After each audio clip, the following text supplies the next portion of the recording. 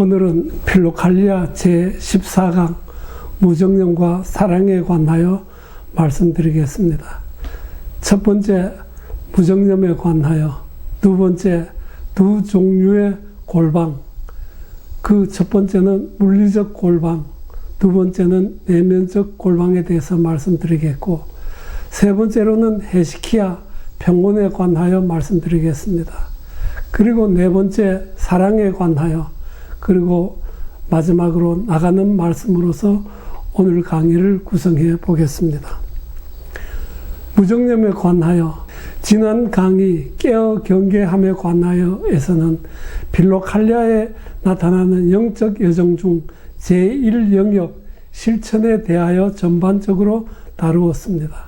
여기서 말하는 실천이란 아는 바를 실천함으로써 몸으로 익히는 삶을 말합니다.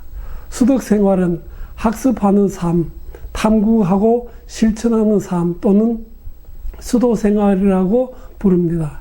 이 삶은 완전을 향한 여정의 도중이므로 아직 이루지 못한 상태로서 불완전하고 불안정합니다.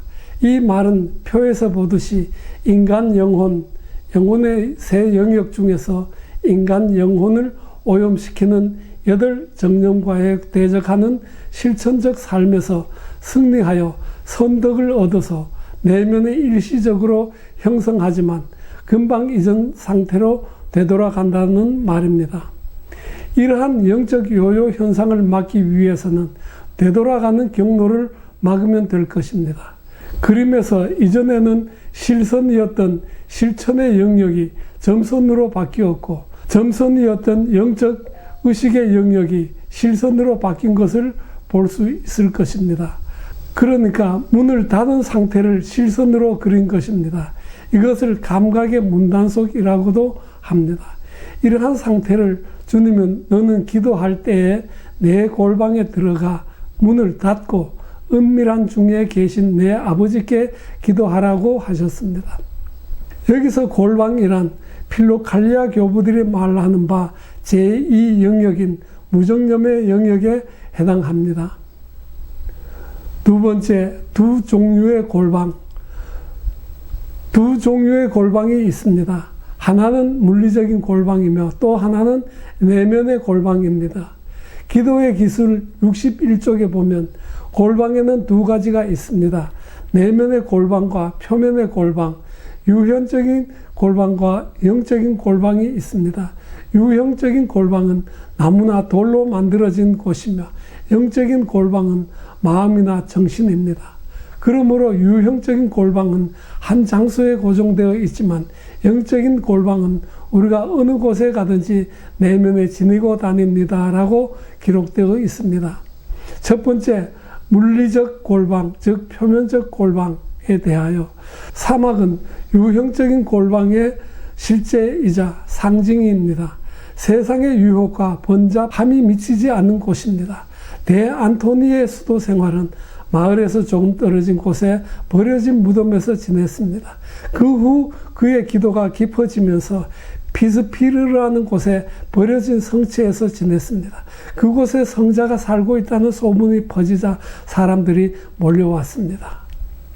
그는 다시 그곳을 떠나 대상의 낙타를 얻어 타고 40일 동안 내륙 사막에 들어가서 산 중턱에 있는 동굴 속에서 지냈습니다. 안토니의 동굴은 세상에서 도피한 곳이 아니라 세상의 번잡함에서 벗어나서 오직 하나님에게만 집중하기 위한 장소였습니다. 이러한 안토니의 수도 생활 방식을 은둔수도 또는 독수도라고 부릅니다. 동굴 속에 안토니의 존재가 점점 세상에 알려지자 그에게 영적 지도를 받으려는 사람들이 산 아래 몰려와서 텐트를 치고 그가 산에서 내려오기를 기다렸습니다. 안토니는 이들을 배척하지 않고 주말에는 하산하여 그들과 함께 예배드리고 애찬을 나눈 후 다시 동굴로 올라가서 홀로 지냈습니다. 이렇게 완전 독거에서 반독거로 조금씩 변화되었습니다. 이렇듯이 한 사람의 영적 지도자를 중심으로 모인 공동체들이 이집트 카이로에서 약 100km 떨어져 있는 스케테라는 오아시스에서 형성되었습니다. 이러한 반독거적 공동체를 라브르라고 부르며 오늘날에도 스케테를 대명사로 한 공동체들이 세계 여러 곳에 있습니다. 또 다른 공동체는 한 집에서 수도사들이 모여서 공동체 생활을 하면서 엄격한 규칙에 따라서 생활을 합니다. 이것은 4세기 파코미우스가 설립한 공주수도회 또는 회수도회입니다. 그러나 공동생활을 하는 수도사에게는 개인적인 골방 생활을 한다는 것이 어렵습니다. 이것을 보완하기 위해서 공동체 생활 중에 침묵을 중요시하여 엄격한 규칙을 세웠습니다. 사막 교부들의 금원 84쪽에서 보면 아가토는 혀를 절제하지 못하는 것만큼 나쁜 것은 없습니다. 그것은 모든 정념의 의미이기 때문입니다. 그러므로 선한 일꾼은 비록 수실 안에서 은자로 살더라도 그것을 사용해서는 안 됩니다라고 했습니다. 파코미우스의 수도 규칙에는 식사할 때도 침묵하며 음식을 씹는 소리가 옆 사람에게 들려서는 안 된다라고 되어 있습니다. 그들은 두건을 눌러 써서 옆 사람에게 곁눈질도 주지 않고 식사하는 동안 독서자가 읽는 말씀에만 집중합니다. 그들은 장상이 허락하지 않는 한 침묵을 지켜야 합니다. 오늘날에도 절대 침묵하는 카르투지오 수도원을 소개하는 위대한 침묵이라는 영화에서 보았습니다. 기도자가 골방에 들어가는 것은 선택사항이 아닙니다. 주님의 명령입니다. 그러나 이러한 침묵을 깨려는 마귀는 권태라는 정념을 주입합니다. 권태는 따분함이며 지루함입니다. 그래서 따분하고 지루한 영혼은 또 다른 즐거움을 찾고자 골방에서 기어나오게 만듭니다. 이러한 정신을 필로칼리아 교부들은 푸죽한 앞을 서성이는 개에 비유했습니다. 이 개를 잡아두기 위해서는 푸죽한 요리사가 먹을 것을 주지 않거나 또는 줄로 묶어두어야 합니다. 그러므로 기도 중에 선한 경험이나 계시의 음성이 들리더라도 금방 기도를 멈추고 일어나지 말고 다시 앉아서 기도를 마칠 때까지 정주해야 합니다. 그 후 영적 지도자에게 그것이 어디에서 온 것인지 분별해 줄 것을 부탁해야 합니다. 이것이 신중한 태도입니다. 이 권태를 이기려면 주님이 임하실 때까지 기도실에서 침묵하고 인내하며 정주해야 합니다. 두 번째, 내면의 골방. 필로칼리아 교부들은 내면의 골방을 무정념 또는 조명의 단계라고 부릅니다. 이 영역에서 하나님의 영이 임할 때 개념의 하나님이 아니라 실제 하나님을 뵙습니다. 그리고 피조된 빛이 아니라 만물 안에 계시는 하나님 생명의 빛을 실제로 경험합니다. 이 골방은 내면적인 골방입니다. 물리적 골방과 내면적 골방 모두 그곳에 머물게 하는 공통 요소는 침묵입니다. 입술로 말하지 않는 것이 표면적 침묵이라면 정신을 하나님에게 집중하는 것은 내면적 침묵입니다. 내면적 침묵은 내면적 정주입니다. 내면적 전주란 마귀의 유혹과 시험, 감각적 자극에도 흔들림 없이 마음의 유일한 대상 하나님에게만 집중하는 상태를 말합니다. 이러한 상태의 정신의 골방을 필로칼리아 교부들은 무정념 또는 마음이라고 합니다. 성경에 무정념이라는 단어가 없습니다. 단지 같은 의미의 단어와 이야기가 있습니다. 4세기 서방 교회 전통의 요한 카시아누스는 그의 스승 에바그리스와 그 스승의 스승인 오리겐이 이단으로 의심받자 급히 서방으로 돌아가서 한참 지난 뒤지만 의심받던 헬라 철학 용어를 성경의 단어로 대체해서 담화집과 제도집을 집필했습니다. 여기서 무정념을 마음의 깨끗함이라는 단어를 사용했습니다. 그러니까 무정념이란 먼지, 정념 하나 없는 순진무구한 정신이라 일컫습니다. 순진무구 상태를 오늘날 청정실의 청정도에 비유할 수 있습니다. 반도체 공장에 슈퍼 청정실이 되려면 1평방피트 안에 0.3 마이크로미터 입자의 먼지가 10개 이하가 되도록 관리합니다. 내면적 골방에 들어간다라는 뜻은 정신이 슈퍼 청정실 안에 들어간다라고 비유할 수 있습니다. 거기에서는 하나님만 계십니다. 이때 정신이 오직 하나님만 뵙게 됩니다. 정교회 영적 스승들이 정신이 골방 안에 들어간다라는 표현을 가지고 내면의 기도를 설명할 때 정신을 가지고 마음 안에 들어간다라고 합니다. 교부들은 정신과 마음을 구별합니다. 정신은 감각적 자극에 민감하지만 마음은 그것에 동요하지 않은 감각의 무풍지대로서 하나님이 계시고 다스리시는 곳입니다. 신신학자 시메온은 머릿속에 있는 정신과 마음속에 있는 정신에 관해서 말했습니다. 기도의 기술 98쪽에서 99쪽에 머릿속에 있는 정신은 감각의 자극에 영향을 받아서 동요하지만 마음속에 있는 정신은 하나님이 다스리심으로 감각 즉 정념에 따라서 동요하지 않는다라고 했습니다. 기도의 기술 99쪽에 기도할 때 되도록 신속하게 정신을 마음속으로 끌어들이며 어떤 생각들에도 요동하지 말고 마음속에 머물러야 합니다. 표면적으로 보고 듣고 말하는 것을 억제하는 사람은 좋은 결과를 얻지 못합니다. 정신을 마음이라는 내면의 수실에 가두어야 악한 생각들로부터 쉼을 얻을 수 있을 것입니다. 라고 기록했습니다. 청정한 골방 안에 하나님이 계십니다.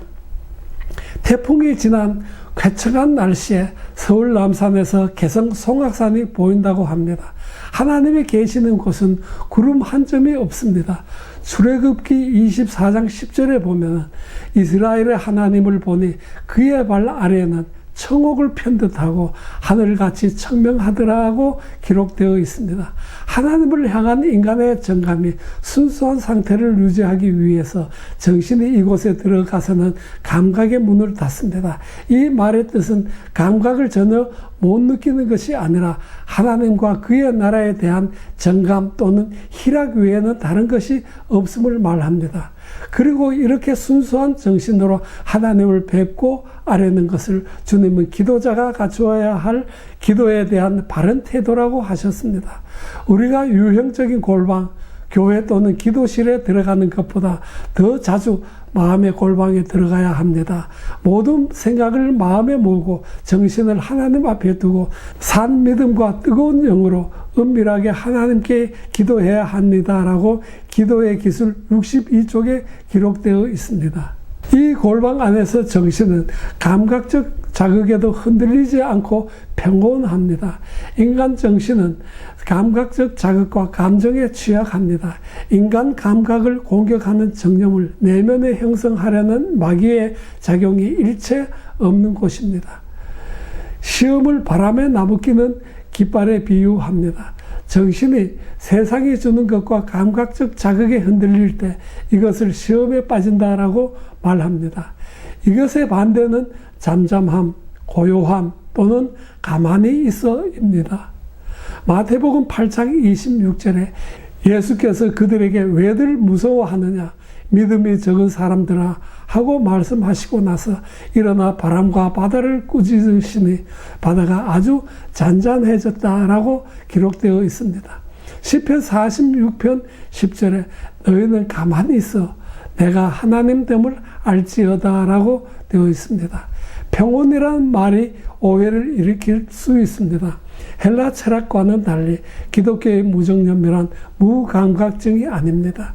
정신이 하나님께 든든한 낯을 내려서 세찬 파도에도 요지부동한 상태를 말합니다. 오직 하나님에게 마음을 둔 상태를 말합니다.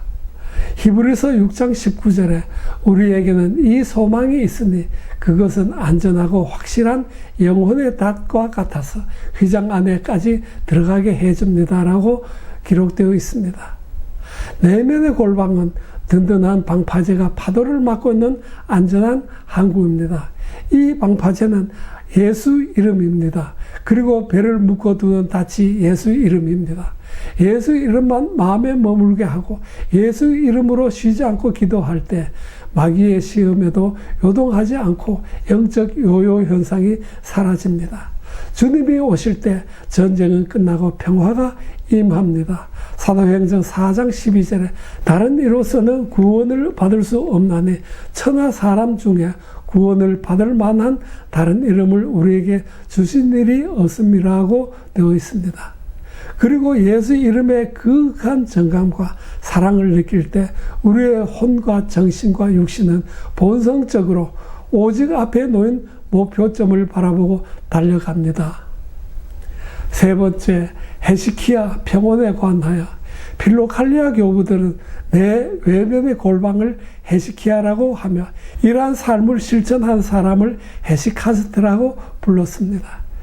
헤시카스트는 유무형의 골방에 들어간 후 문을 닫고 은밀한 중에 계신 아버지께 기도하는 사람입니다. 헤시카스트는 쉬지 않고 예수 이름으로 기도를 바칩니다. 이 기도를 필로칼리아 교부들은 예수기도 또는 내면의 기도라고 합니다. 골방에 거하는 동안 정신은 평온한 상태에 이릅니다. 이러한 상태를 정적이라고 부릅니다.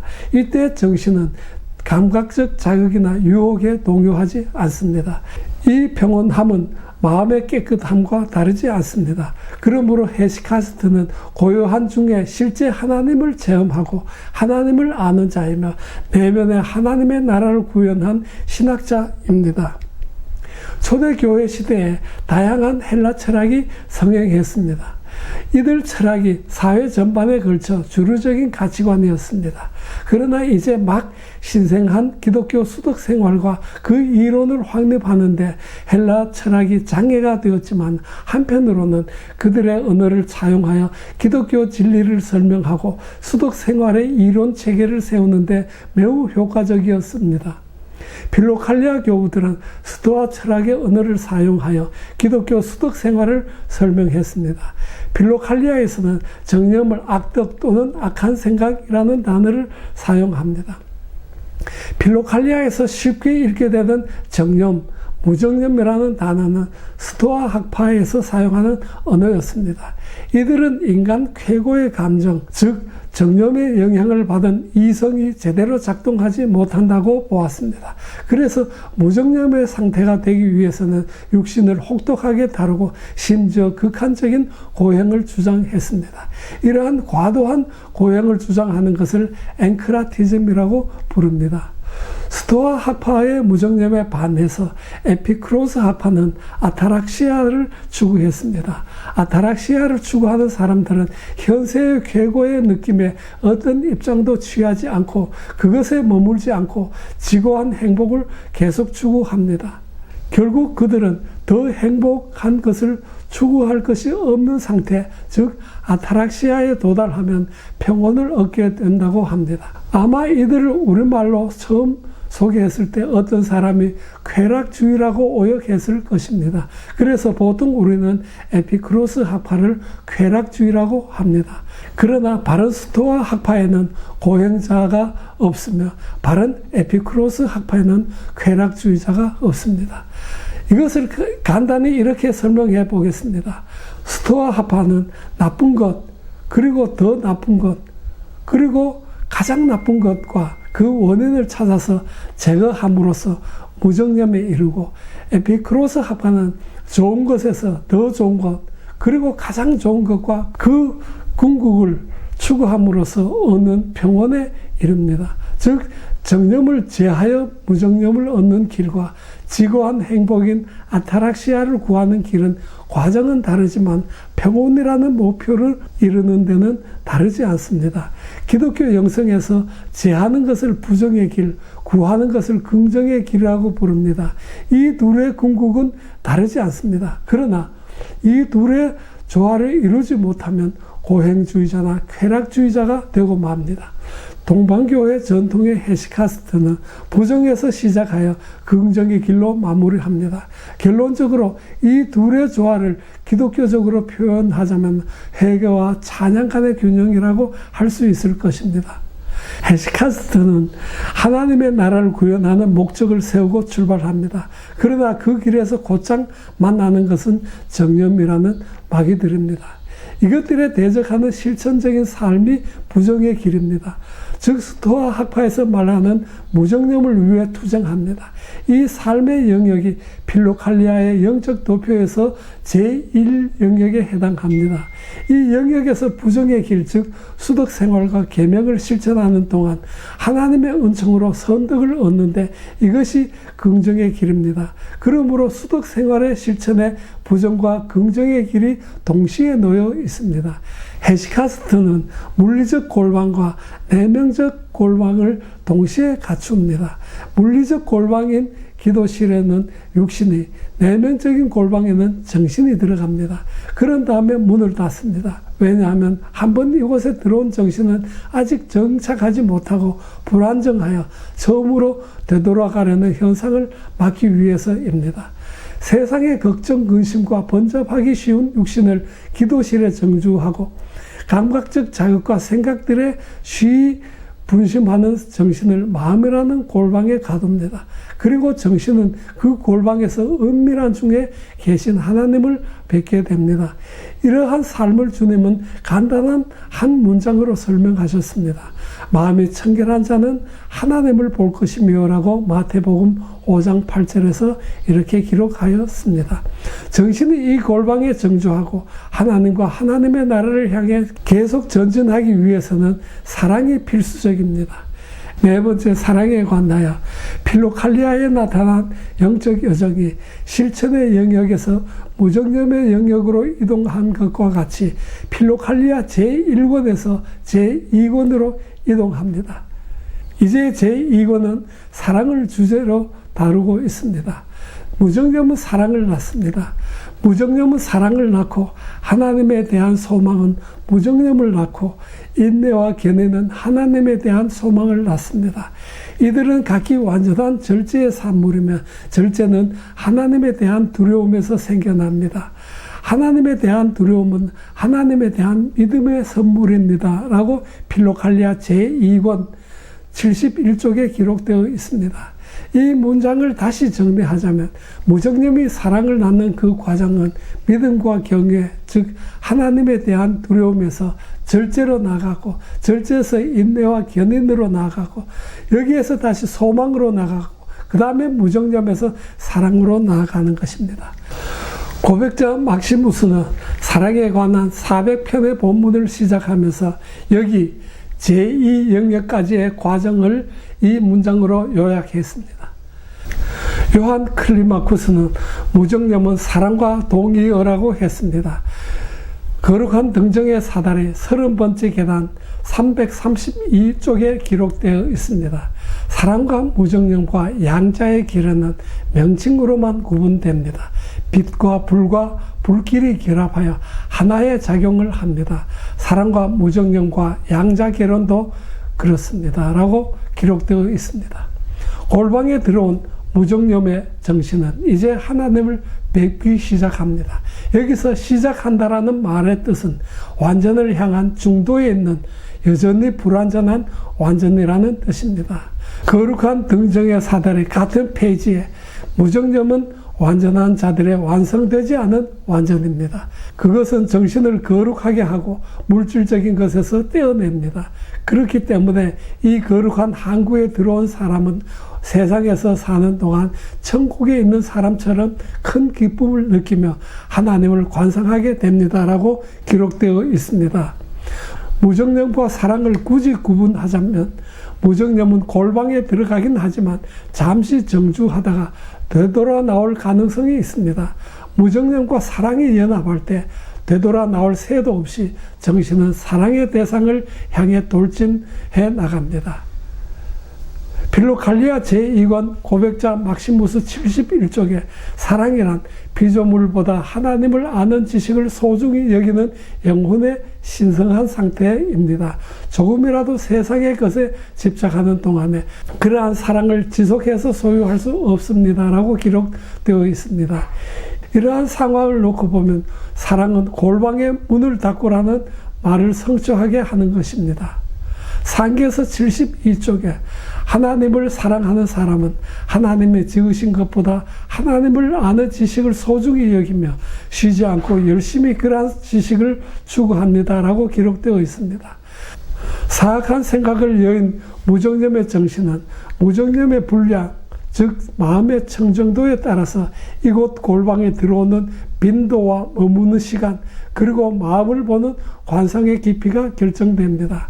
한번 골방에 들어와서 하나님을 체험한 정신은 그 기쁨을 잊지 못하여 더욱 하나님을 찾고 갈망하게 됩니다. 시편 34장 8절에 너희는 여호와의 선하심을 맛보아 알지어다 라고 기록되어 있습니다. 그렇기 때문에 이 거룩한 항구에 들어온 사람은 세상에서 사는 동안 천국에 있는 사람처럼 큰 기쁨을 느끼며 하나님을 관상하게 합니다라고 거룩한 등정의 사다리 29번째 계단 325쪽에 기록되어 있습니다. 불신자들은 아직 이 천상의 기쁨을 알지 못합니다. 세상이 주는 일시적이며 무상한 기쁨을 추구하고 그 기쁨이 고통의 원인인 줄도 모르고 그것에 집착하고 목을 맵니다. 그것의 제1원인은 원죄이며 그것이 악순환하여 사악한 기억들이 더욱 쌓이게 됩니다. 그러나 천상의 희락을 한 번이라도 맛보게 되면 이 악순환의 고리가 끊어질 것입니다. 성경에서 천상의 희락을 맛보기 위한 하나의 동기를 혼인잔치로 비유하고 있습니다. 마태복음 22장 9절에 내 거리 길에 가서 사람들을 만나는 대로 혼인잔치에 청하여 오라 한대라고 기록되어 있습니다. 그동안 세상의 쾌락을 쫓던 영혼은 이제 하나님의 나라를 더욱 갈망하게 됩니다. 주님의 변모를 체험한 베드로는 세상으로 내려올 생각을 버리고 그곳에 머물고자 했던 것과 같습니다. 마태복음 17장 4절에 베드로가 예수께 여쭈어 이르되 주여 우리가 여기에 있는 것이 좋사오니 만일 주께서 원하시면 내가 여기에 초막 셋을 짓되 하나는 주님을 위하여 하나는 모세를 위하여 하나는 엘리야를 위하여 하리이다 라고 기록되어 있습니다. 하나님을 향한 뜨거운 사랑은 세상과 세상의 감각적 쾌락의 대상에 무감각하게 만듭니다. 고백자 막시무스는 여기서 사랑을 에로스라고 했습니다. 남녀의 뜨거운 사랑, 아가서에서 언급한 바 신부와 신랑이 연합하는 에로스적인 사랑으로 표현했습니다. 필로칼리아 제2권 73쪽에 하나님을 향한 뜨거운 사랑 안에서 자신을 초월하는 지성은 자신이나 피조물을 의식하지 않습니다. 하나님의 무한한 빛의 조명을 받은 지성은 하나님이 지으신 모든 것에 대해 무감각하게 됩니다라고 기록되어 있습니다. 그리고 복음의 3덕, 믿음, 소망, 사랑이 연합하여 덕에서 덕으로 나아가게 합니다. 베드로 후서 1장 5절에서 8절까지 그러므로 너희가 더욱 힘써 너희 믿음의 덕을, 덕의 지식을, 지식의 절제를, 절제의 인내를, 인내의 경건을, 경건의 형제 우애를, 형제의 우애에 사랑을 더하라. 이런 것이 너희에게 있어 흡족한즉 너희로 우리 주 예수 그리스도를 알기에 게으르지 않고 열매 없는 자가 되지 않게 하려니와 라고 기록되어 있습니다. 이 모든 덕은 연합하여 순수한 기도를 만들고 이 기도는 피조물의 영역에서 벗어나게 합니다. 이 모든 덕 중에 사랑이 으뜸입니다. 왜냐하면 하나님은 사랑이시기 때문입니다. 필로칼리아 73쪽에 모든 덕은 지성과 협력하여 하나님을 향한 뜨거운 갈망, 특히 순수한 기도를 만들어냅니다. 지성은 이 기도를 통해서 하나님께 날아오름으로써 피조물의 영역을 벗어납니다라고 기록되어 있습니다. 이 사랑의 조명이 내면에 비칠 때 지성은 하나님의 무한하심과 동시에 평소에 보이지 않았던 먼지들을 보게 됩니다. 그러므로 사랑은 회개를 수반합니다. 그러므로 이제 사랑과 회개라는 두 날개를 펼쳐서 지성은 하나님을 향해 비상합니다. 같은 책 73쪽에 사랑을 통해서 거룩한 지식에 도취되어 피조물의 영역을 벗어난 지성은 하나님의 무한하심을 의식합니다. 동시에 그 지성은 자기의 비천함을 의식하고 이사야 선지자처럼 화로다 나여 망하게 되었도다.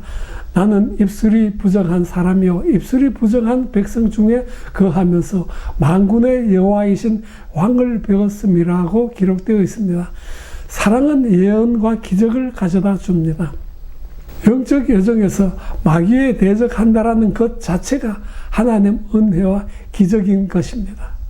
거룩한 등정의 사다리 335쪽에 사랑은 깊은 조명이요 솟아올라 목마른 영혼을 태우는 불의 샘입니다. 그것은 천사들의 상태요 영혼의 진보입니다. 모든 덕 중에 가장 아름다운 덕이요 우리를 비추어 주시고 우리의 갈증을 해소시켜 주시고 우리를 인도하며 길을 보여 주시옵소서. 우리는 당신에게로 날아오르기를 간절히 원합니다. 당신은 모든 것을 다스리십니다. 당신은 내 영혼을 도취시키셨습니다. 나는 당신의 불길을 억제할 수 없기 때문에 당신을 향하며 앞으로 나아갑니다.